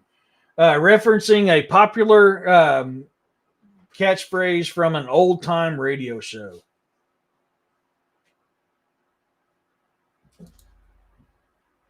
Went to a Cottage Grove Lake here and found a bunch of new evidence still working. That is awesome. Dude, that is great. That tickles me pink. I've been talking to Jesus Payon on his latest video. He just texted me back, but I'll answer him after the show on the stuff that he had just recently found. Indiana, beast of Busco. Busco! It's Roscoe Pickle Train. The beast of Busco is a legendary creature from Indiana folklore, especially associated with the Churubusco. It is described as an enormous snapping turtle with the report. Oh, I think I've heard of this one before. I remember, or it could be something similar.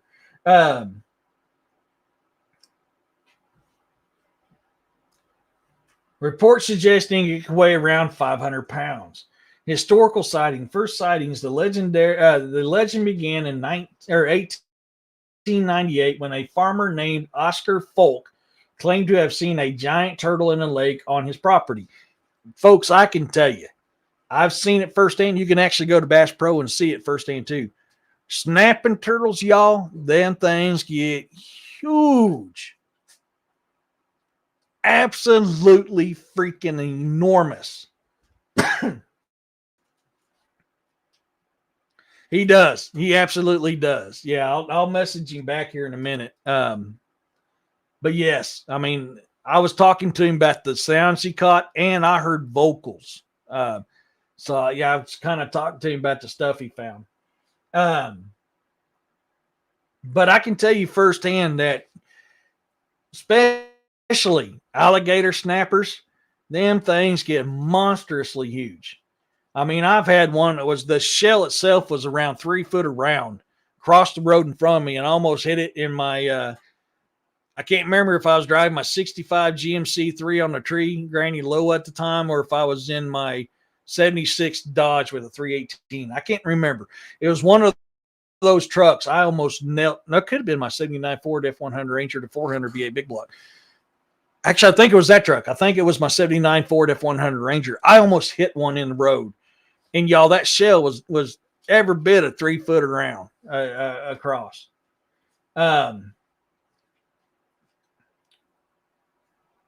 In 1948, the creature gained national attention in 1948 when two local fishermen, Ora Blue and Charlie Wilson, reported seeing the massive turtle while fishing. This prompted a series of attempts to capture it, including draining the lake, but the turtle was never found. Cultural impact. Turtle Day festivals. The legend of the Beast of Bosco is celebrated annually in the Churubusco with a festival that includes a parade, carnival, and turtle races.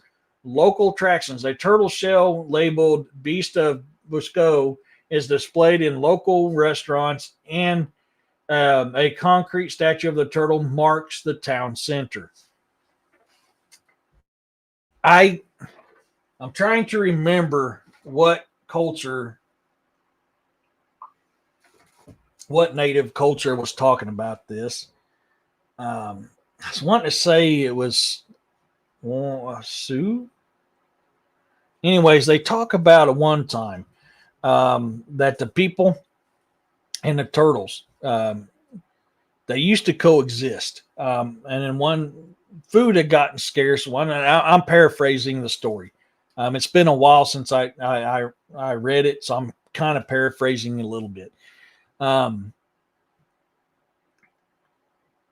But there was wars between them, and humans were known to eat the turtles. But there was a time that the turtles weren't being eaten. And I remember there was a time of starvation, and the people looked upon the turtle and decided to feed it. This, I believe, was during a peace treaty time. When they weren't warring each other. If memory serves me correctly, I think that's when this took place. Well, the king of the turtles, the chief of the turtles, got very mad and dug a hole under the chief of the people and bit the head off of the chief of the people, which upset the spirits, the great spirit. From that moment on, humans are not allowed to eat turtle because of what happened during that time. And like I said, I'm paraphrasing a lot. You'll have to look up the story. I don't remember what tribe it came from. That is the rough telling of the story. It's been several years since I heard it, so I'm trying to remember everything off the top of my head. But you're not supposed to eat turtle because of what happened during that war between the people and the turtle. Hey, Joanne. Yeah, no kidding. But it makes you wonder if this creature here, is not a remnant of that story. Gamira.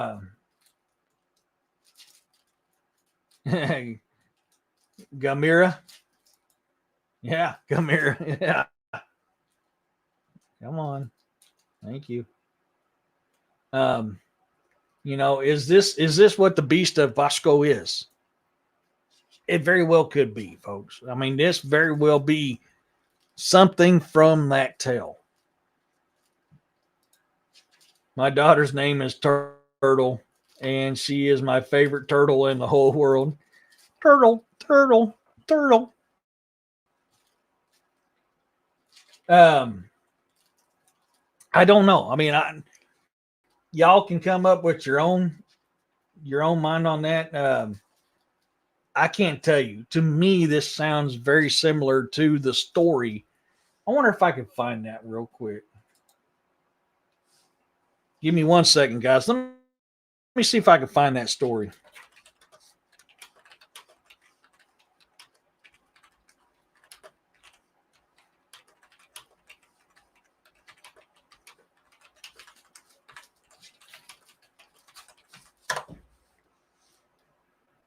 Oh, I didn't know all that. I will look it up. Interesting. Chris came here with a turtle shell, pissed me off. I took it from her, and she was doing naughties with it. Oh, yeah.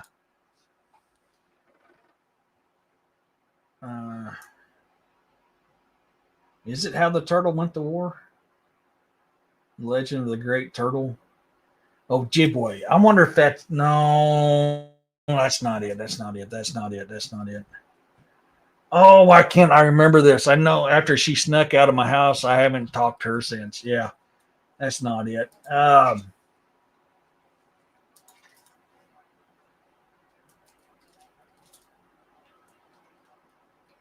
My gosh.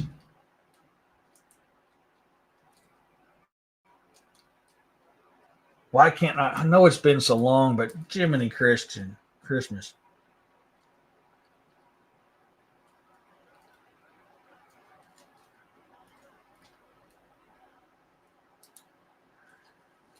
The version of the turtle goes to war, claims that turtle had received many insults from men and finally resolved. Okay, this might be it.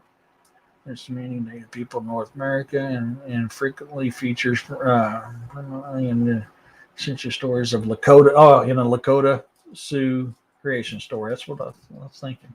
Turtle brings mud up from the bottom of the primordial sea for the creator, Wonkathonka. Uh, I want the actual story though.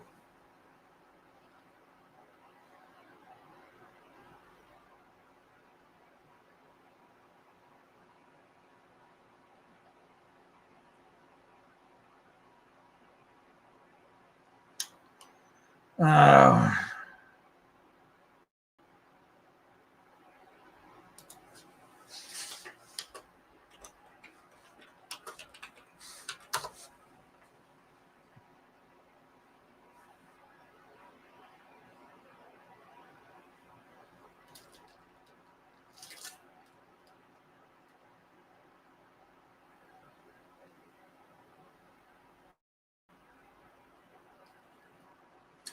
so this is saying it is how Turtle went to war. I can't remember. It's been a very, very, very long time um, since I've heard this story.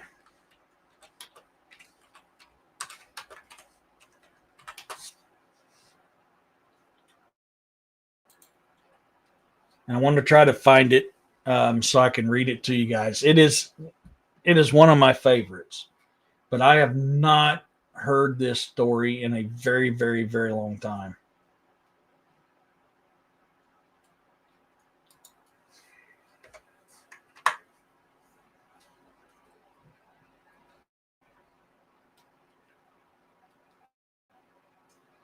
Okay, this is saying it's a Sioux story. That might be the one I'm thinking of. If I can get this to work.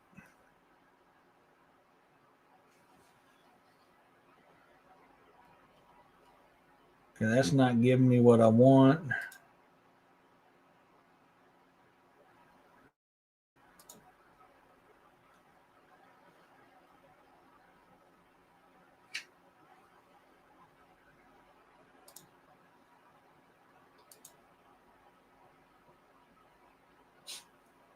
Oh, what the hell happened? Okay, it looks like it's not going to give me the story, folks, which sucks. It's a really good book, a really good story. Really, really good story. Yeah, it's a Lakota story. My grandmother told me why we don't eat those. Correct me if I'm wrong, Northwest, but my paraphrasing was very similar because it's been, oh God, it's been 10, 15 years since I last heard it. I'm trying to go off of memory. Look up Lakota turtle creation story. It's the one. Okay, thank you.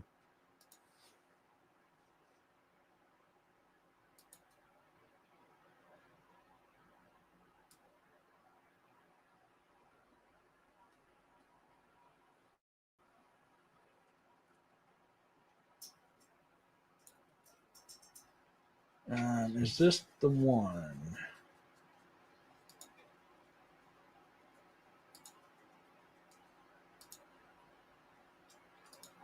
Ah, crap. Let me look it up here. I just lost it. Where'd it go? Oh, Lakota creation story. That's right.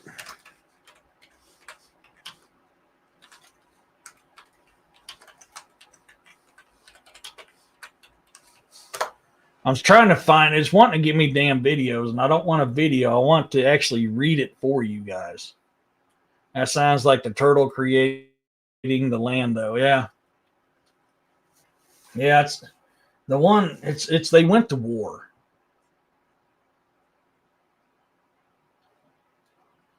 Anyways, I'll have to try to find it another time, folks. I'm not going to spend the rest of this time trying to find this. If you can find it, Northwest, you know what I'm talking about. It's an amazing story, and I'll be honest with you. Since I've heard that story, I have not ate turtle. It also really sucked. I've known her most of my life. Yeah, sometimes y'all can't help people out of. Yeah, yeah, I agree. Um, hey, man.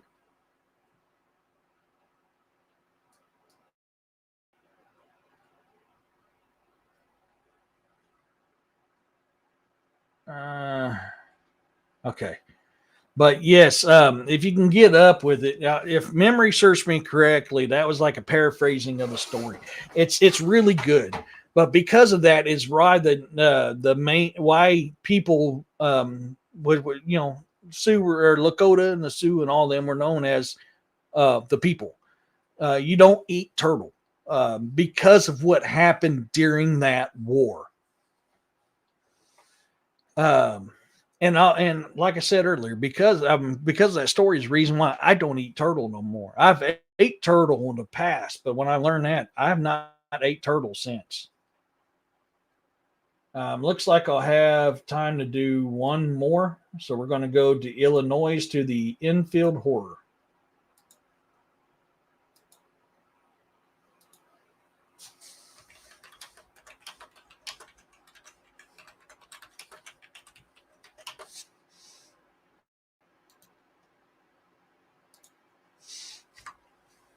Um, It is. I'm not going to lie to you. It absolutely is. But I've not had turtles since I remember hearing that story. The Great Spirit forbade it because of what happened during that war. Because of, I mean, it was not a good war between the people and turtle. Um, not a good war at all. So I encourage you guys to look it up. I really do.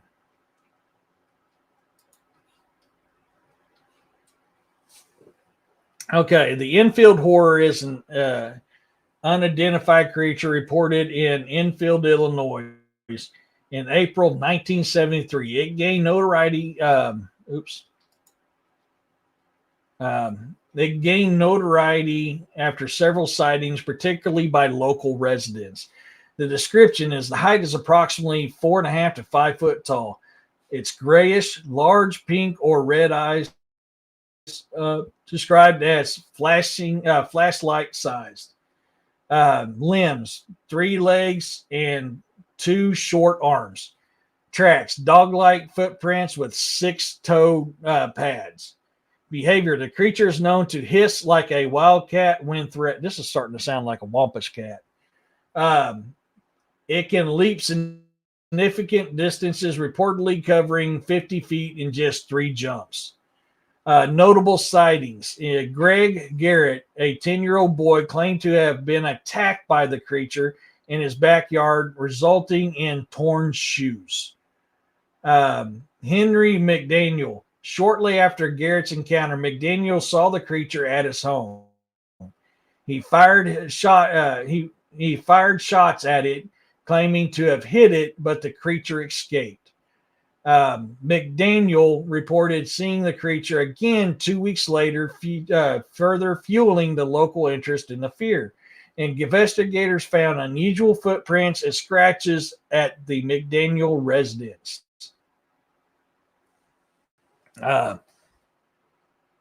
This is one I don't know of. I've never heard this one before. The infield horror. This sounds a lot like possibly a dog man, but it sounds like a wampus cat too. It's interesting. Has anybody ever heard of this thing?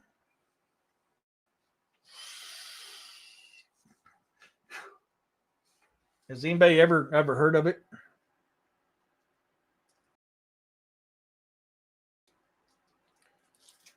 I don't eat octopi. Several gods,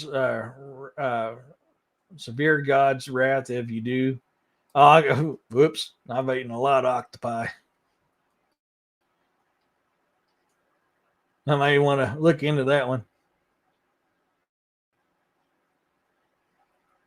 Okay, I'm trying to make sure I ain't missed. Okay, I haven't missed any comments really. Okay. Man, we might have time. I mean, I don't know. I mean, this is nothing with 3 legs, right? And that could be with the fear, the stress, because a wampus cat's known to have 6 legs.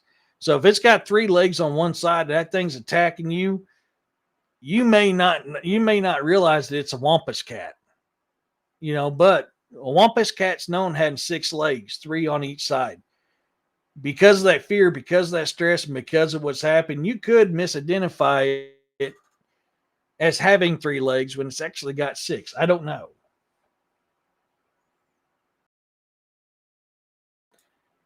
Similar to the click at cat along the Columbia. Yeah, there's a lot of similar wampus cat sightings all over.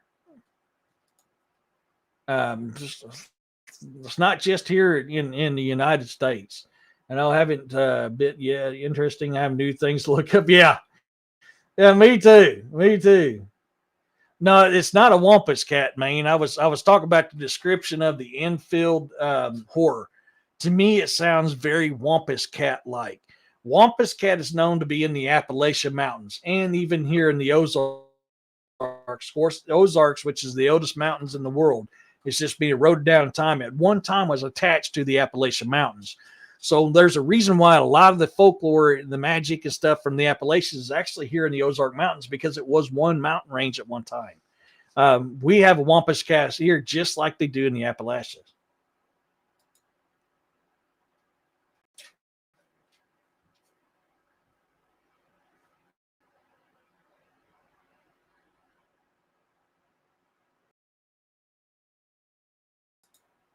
Baiatus is an octopied head god that also similar to an Assyrian god. It resembles. That sounds familiar. It does sound familiar. Um, that would be a huge hug. Would be heard to get away. Yeah, yeah. No, I mean a Wampus cat is nothing that you want to jack around with, man. Yeah, it's. Oh yeah, you're welcome. You're welcome, Maine. Yeah, a Wampus cat is something you don't want to jack around with, and they're known to be very, very violent. Very violent. Is that what this infield horror creature is? I'm not saying it is. I'm just saying to me, when I was reading that, it screamed out Wampus cat. It could be. Yeah, it could be connected through tunnels. Damn it. It Why do you keep do what I am your master? You do what I want you to do. You quit doing what you want to do. I own you. I bought you. I own you. You do what I want you to do. Daggone system.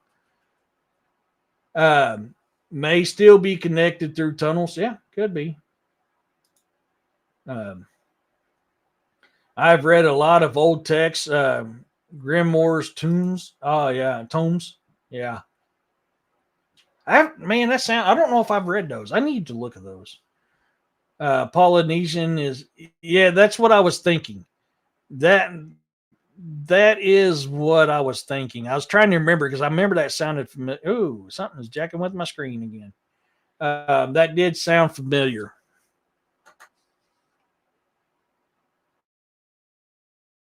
Yeah.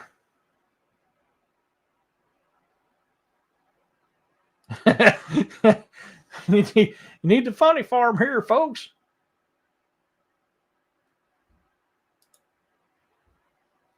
No, I was talking to this stupid computer because it keeps doing its own thing and not letting me do what I want to do. Yeah, you also have to the shark god, yeah, which is my wife's family was part of. No kidding. Yeah, I remember the shark god. Yeah. So I tell you what, we don't have time to look at anything else. But yeah, that is for sure. It is. I don't know what's been going on with this thing. I've been having a lot of trouble with this chat thing lately. I have no clue what's going on with it.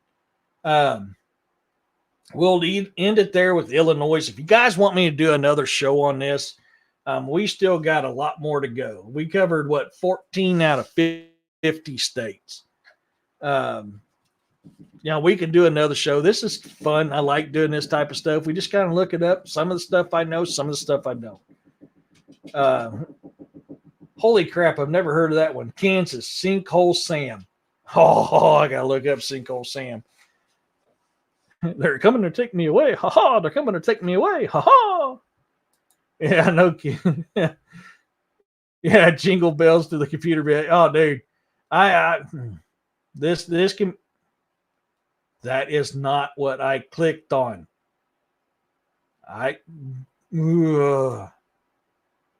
Yeah, jingle bells the computer. Yeah, no. See, like that, I clicked on that, and then all of a sudden it went right back to Don's again. It's doing its own thing. I don't know what is going on with this. Okay, we'll look. Maybe next week we can pick up where we left off. We'll just continue doing this till I run out of states. Oh yeah, you're well. Yeah, okay. Then if that's what you guys want, we'll do that. So next week was plan on. I've got to remember to pick up at Iowa.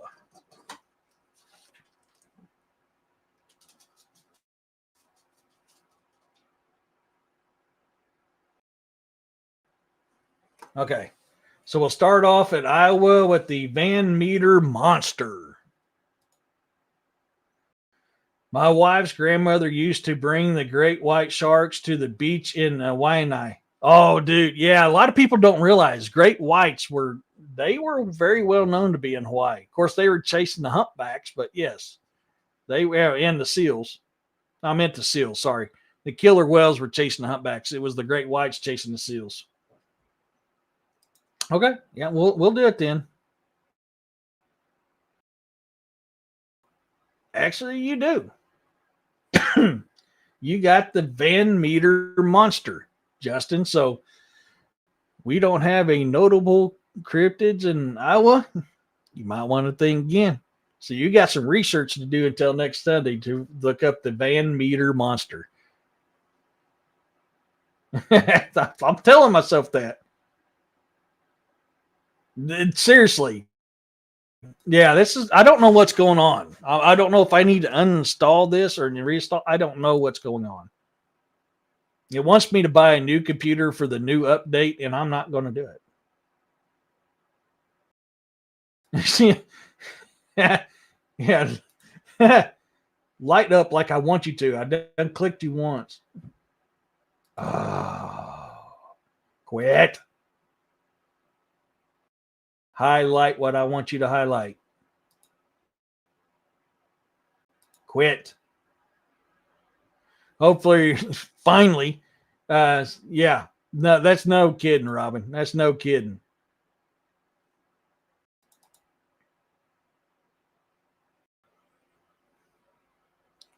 Yeah, Windows is having issues. Yeah, I know. It's oh my gosh, quit jumping around.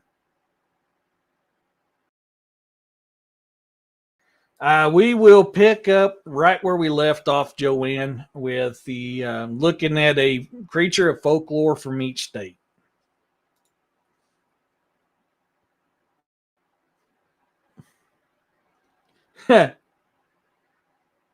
Oh, come on, do what I want. Want to play a game? Good idea, kid. I have a 12-gauge shotgun. I know how to fix you. You want to play a game?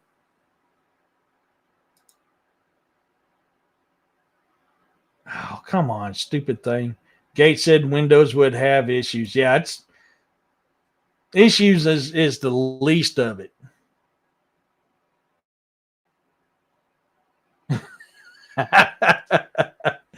It has. So it's been fun doing this. I'm gonna have to stop trying to highlight it because this thing is just messing with me again like it was yesterday.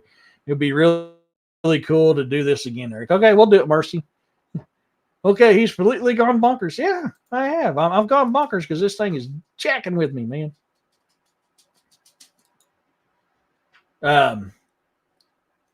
Good night, Amy. All the newer programs are for Windows 11, so if you are still running 10, could be the problem. I think so, Don. I just don't have the money to replace my computer. They want way too much money to replace my computer. Like a lot of money to replace my computer. And I don't want to fork out that kind of money. I don't have 700 and some odd dollars in my pocket, and especially after buying a car, having vehicle issues, got some other stuff I got to take up. A lot of that, I don't have it. Need to install a DWIM button. So, what I mean, yeah. Thing is bonkers is nothing. Yeah, no kidding. So I want to thank everybody for coming in. To all my new subscribers, I was on there earlier today looking up some stuff. I didn't realize I'm at 772 subscribers. I don't watch that. You guys watch that more than I watch it. I want to thank you guys. That's awesome. That truly means a lot to me that you guys want to come in and listen to us hillbilly talk. I have a lot of fun. I do a lot of stuff. I hope you guys enjoy it. I just recently done a audio version of one of my sci-fi short romance stories. I'm going to be doing a little bit more from there. Thank you, Northwest. I'm going to be doing more as I can. Financially, I'm strapped right now. I can't even buy my tobacco. That's why I'm doing this until I can get a little bit more money to hit my account. I've had to put some things off and not pay it because of that. So we'll be doing some more of those here soon. I've got some other things I got to take care of first because I've had a truck go down, had to get a car, had to buy some parts for the car. Come to find out, it wasn't those parts. It was something simple that made me feel stupid, for a mechanic to feel stupid because it was something simple that I didn't need to buy a part for. Yeah, fun. But I'm keeping that part in case it goes bad. So yeah, it's been an interesting week. But if you guys like that type of stuff, I'm looking at doing more videos like that one. Not just the sci-fi, but any type of short story I do. Even my scary short stories that I've been working on. If this is something you like, go and watch it on my YouTube channel and let me know what you think. If this is, you want to see more, not just the sci-fi ones, the other stuff as well, I will do that. I've got to start putting some more stuff up on my members only page. I've been slammed. I want to hear what you guys think on the members only of what you would like to see on there.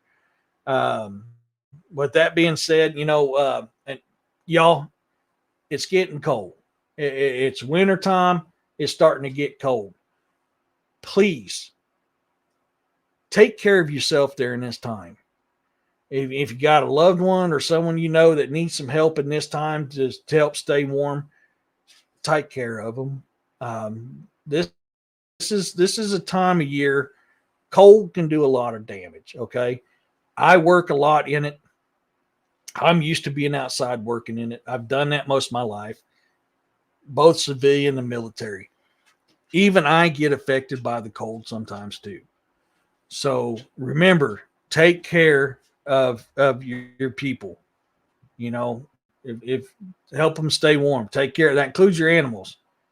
Yeah, I just put a new engine in at Dawn, and now the transmission goes out, and they want $6,400 to replace the transmission in that truck after I just dropped $8,900 into it. But take care of your animals. Your animals are your people too, so look into them. I want to give a shout out because here in a couple hours is one of the greatest holidays in the world, and that's my beloved Marine Corps' 250th birthday. I've got to work tomorrow. Don't have to work Tuesday. Fluffy guy's going to have a little fun Monday night celebrating my 250th birthday. So I want to say happy birthday, Devil Dogs, to all my brothers and sisters out there that served in my beloved Marine Corps. I am wanting to put a book together of the experiences of Marines had while in the Marine Corps. Email me at edtesterman2023. And I don't know what the title of this book. I'm going to do it for the other branches first. I love my Corps. I love being a Marine. I'm always going to be a Marine, even though I was in the Army. That was secondhand. I was a Marine first. I'm thinking about writing this book.